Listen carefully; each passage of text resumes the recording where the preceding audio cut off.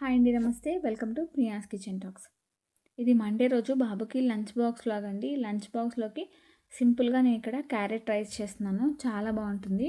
అయితే ఇక నేను లంచ్ బాక్స్ చేస్తూనే ఎర్లీ మార్నింగే ఇంకా పూజ అయితే కూడా చేసేసాను.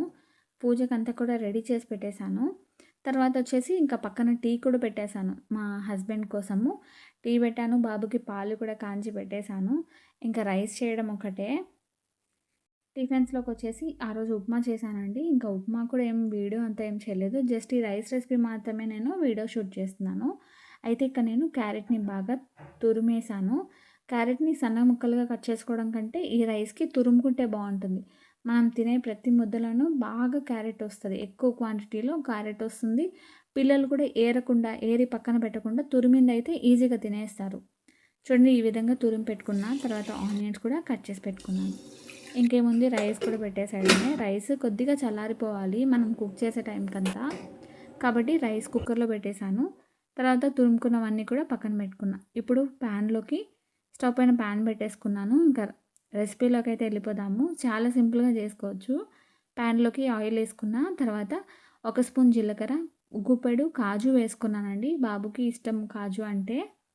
ఇంకా అందుకని కాజు వేసాను. తర్వాత ఆనియన్స్ కూడా వేసుకున్నా. ఆనియన్స్ కూడా బాగా వేగాలి. తర్వాత పచ్చిమిరపకాయలు కూడా వేసాను. బాబుకి ఇంకా కారం ఎక్కువ తినడు కదా అని చెప్పేసి పచ్చిమిరపకాయలు ఒకటే వేసాను. మీరు 2, 3 వేసుకోండి, బాగుంటుంది. తర్వాత కొద్దిగా 1 టీ స్పూన్ చిన్న స్పూన్తో అల్లం తెల్లగడ్డ పేస్ట్ కూడా వేసాను. అల్లం తెల్లగడ్డ పేస్ట్ కూడా బాగా వేగాలి. వేగేంత వరకు ఫ్రై చేసుకోండి. ఇప్పుడు మనం తురిమి పెట్టుకున్న క్యారెట్ వేసేసుకోవడమే. క్యారెట్ 2 తీసుకున్నా.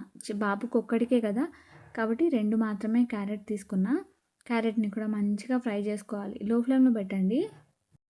లో ఫ్లేమ్లో పెట్టి క్యారెట్ తురుమంతా మాడిపోకుండా లో ఫ్లేమ్లో పెట్టి మంచిగా ఫ్రై చేసుకోండి. ఇలా బాగా జస్ట్ ఒక 20-30 సెకండ్స్ సరిపోతుంది. క్యారెట్ బాగా మెత్తగా అయిపోతుంది. తర్వాత అందులోకి సాల్ట్ కూడా కొంచెం వేసాను. సాల్ట్ కూడా వేసిన తర్వాత మళ్ళీ ఒక 2 నిమిషాలు బాగా కలిపేసానండి. సాల్ట్ టేస్ట్కి సరిపడా అడ్జస్ట్ చేసుకొని వేసుకోండి. ఉప్పు కారం 2 కూడా నేను తక్కువే వేసాను. సాల్ట్ అంతా కూడా బాగా కరిగేంత వరకు మంచిగా ఫ్రై చేశాను. ఈ గ్యాప్‌లో వచ్చేసి రైస్ చల్లారి పెట్టుకున్నానండి. ఒక ప్లేట్‌లోకి అన్నం తీసి పెట్టుకున్నాను. అన్నం బాగా పొడి పొడిగా అయిపోతుంది. ఇంకా చల్లారుతుంది కదా అని చెప్పేసి రైస్ కూడా ఇంకా క్యారెట్‌లోకి వేసేసి మొత్తం రైస్‌నంతా కూడా బాగా మిక్స్ చేసేసాను. అంతే అండి, చాలా సింపుల్‌గా చేసుకోవచ్చు. టేస్ట్ కూడా చాలా బాగుంటుంది. ఇంకా హెల్తీ కూడా. ఆయిల్ బదులు నెయ్యి వేసుకుంటే ఇంకా మంచిది. ఏమన్నా కారం వేస్తే కూడా అడ్జస్ట్ అయిపోతుంది కదా నెయ్యి వేస్తే. ఇంకా రైస్ అంతా కలిపేసి లాస్ట్‌లో కొంచెం కొత్తిమీర, కొంచెం కరివేపాకు కూడా వేసేసాను. వేసేసి మళ్ళీ ఒకసారి బాగా కలిపేసి స్టవ్ ఆఫ్ చేసేయడమే. ఇంకా లంచ్ బాక్స్ అయితే ప్యాక్ చేసేసానండి. చాలా సింపుల్‌గా ఉంటుంది. ఎప్పుడైనా రాత్రి అన్నం మిగిలితే కూడా మనం ఇలా ట్రై చేయొచ్చు. మీ కిడ్స్‌కి ఇలాంటి లంచ్ బాక్స్ పెడుతూ ఉంటే కూడా కొంచెం హెల్తీగా కూడా ఉంటుంది. బాక్స్‌లోకి అయితే ప్యాక్ చేసేస్తున్నాను. బాగా వేడి మీద ఉండగానే మూత పెట్టకండి. నేను అక్కడ పెట్టాను గానీ మళ్ళీ ఒక నిమిషం అలా ఆపి తర్వాత చల్లారిన తర్వాతనే మూత పెట్టాను. స్నాక్స్‌లోకొచ్చేసి ఇక నేను యాపిల్ పెట్టానండి. యాపిల్ పెట్టేసాను. బాక్స్ ఈవినింగ్‌కి ఖాళీగా వచ్చింది.